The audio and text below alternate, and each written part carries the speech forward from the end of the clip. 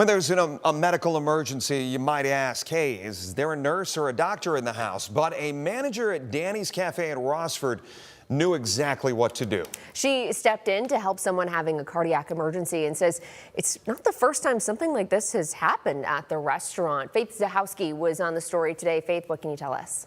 Workers at Danny's Cafe are offered CPR and other first aid training regularly, and it just so happens that training would be put to the test sooner than she expected. Yeah, anytime. Let's go.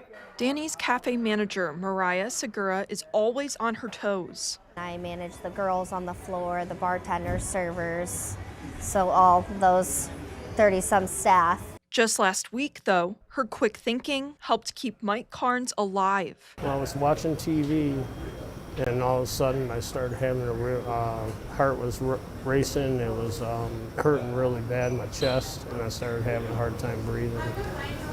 So then I talked to a patron and told him to call 911. Carnes says he suffers from congestive heart failure, and his heart only works at 10%, needing nitroglycerin to treat and prevent chest pains. Segura grabbed what he needed. He gave him his medicine, and he was able, by the time the EMTs got here, he was able to breathe, and he was okay. That kicked in really fast. Segura's CPR and medical emergency training came in handy, something she learned just the day prior. I've never thought I would be the one to jump into something like that, but it was amazing to even look back at it and watch that I did do that. The day before the emergency with Carnes, the Rossford Fire Department came in and trained Danny's staff for situations just like this one. CPR is like learning to ride a bike or learning to swim. It's a life-saving tool that you guys can have out in the field.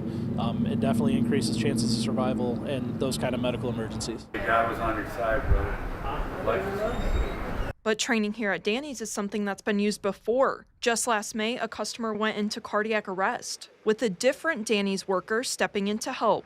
I think it's amazing that everyone was able to act so quickly, and I'm thankful for having a great boss who even thought that it was a good idea to be trained. Something Carnes is thankful for, too.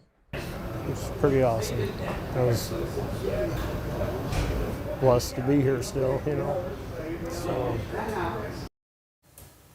Carnes tells me a week later he's feeling much better and hopes to get back to work soon. The Rossford Fire Department offers CPR and first aid courses for groups of 6 or more. You can find more information about those classes on the links mentioned tab of our website. Reporting in studio, Faith Zahowski, WTOL 11.